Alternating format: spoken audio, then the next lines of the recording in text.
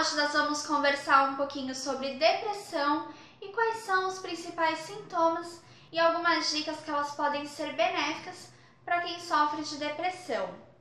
Bom, a depressão é um transtorno de humor que tem sido aí cada vez mais frequente na nossa sociedade. E muitas pessoas ainda possuem aquele preconceito de que depressão é frescura, de que não é nada grave, mas na verdade a depressão é um transtorno de humor e ela deve ser encarada como tal.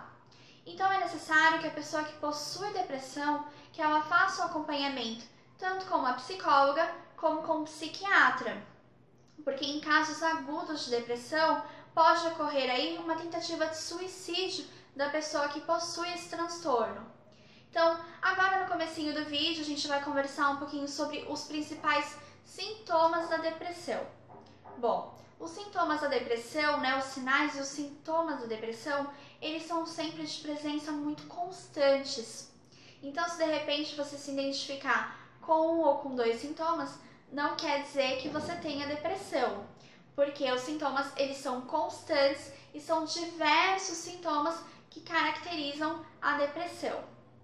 Um sintoma que ele é muito frequente aí é a baixa autoestima e a autoconfiança.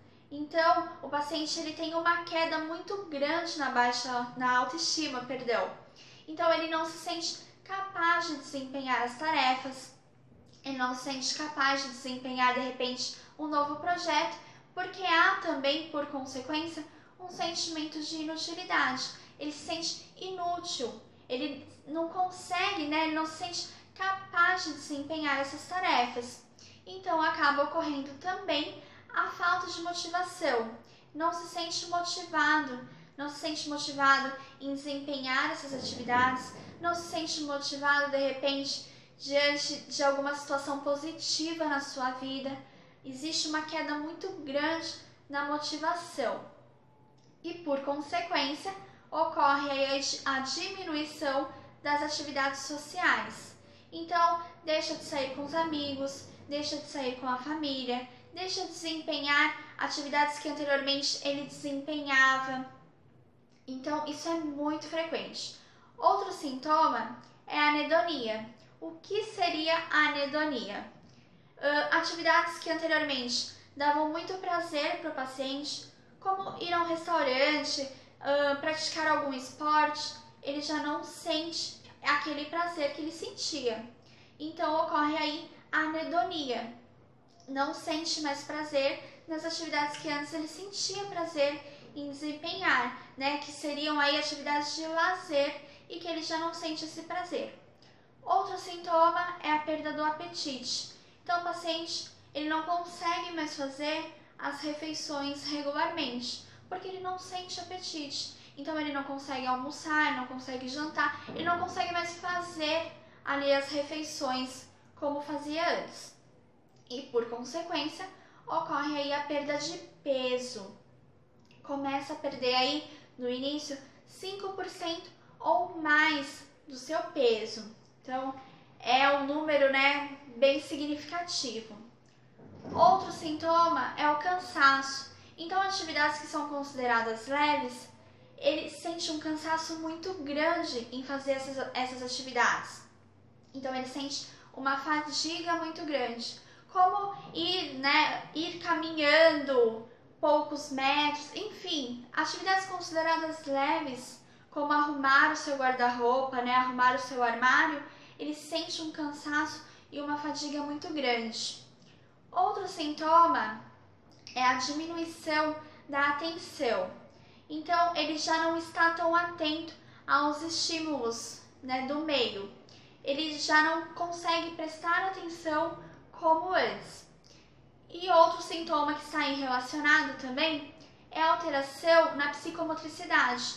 Aí uma diminuição das atividades psicomotoras. Então, atividades que antes ele desempenhava rapidamente, com mais facilidade, começa aí a haver essa diminuição. Então, ele começa a levar um pouco mais de tempo para desempenhar determinadas tarefas que antes ele fazia com muito mais rapidez. Outro sintoma super frequente é se de repente acontece aí alguma situação em que nada ele tem responsabilidade naquilo, ele sente ali aquele sentimento de culpa. Então ele começa a se culpar por situações em que ele não tem culpa nenhuma sobre aquilo. Ele começa a projetar, né, a trazer para ele aquela culpa, aquela responsabilidade, mas que em nada ele tem culpa, em nada ele tem responsabilidade e em nada aquela situação interfere nele. Mas mesmo assim, ele sente uma culpa muito grande por aquilo. Ele tende a se culpar muito. Outro sintoma super frequente é a autoexigência. Então o paciente ele começa a exigir muito dele. Perdão, ele começa a exigir muito. Então alguma atividade assim, como ler um livro, que é uma coisa, né, pro lazer, para ele se sentir bem, ele sente aquela exigência tão grande nele que ele começa a decorar o livro como se fosse uma obrigação, né, para ele, e não como algo de lazer. Enfim, são diversas autoexigências que ele faz. Essa do livro é um exemplo de uma pequena exigência que talvez ele faria, mas existem aí exigências muito maiores que a pessoa com quadro de depressão, ela pode aí né, se autoexigindo muito. Outro sintoma super frequente é ser super submissa ao julgamento de outras pessoas.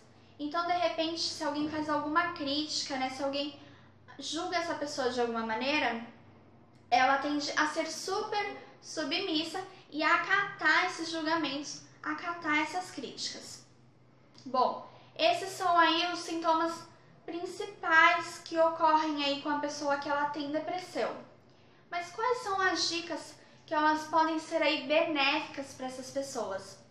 Bom, seria, né, é uma dica assim super interessante para quem possui depressão, é se mover aí em atividades esportivas, em atividades de lazer com os amigos, porque conforme essa pessoa, né, conforme há esse movimento aí de atividades regularmente, a pessoa consegue aí ir amenizando os sintomas. E isso faz muito bem.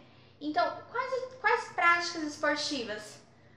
Jogar vôlei, praticar natação, né?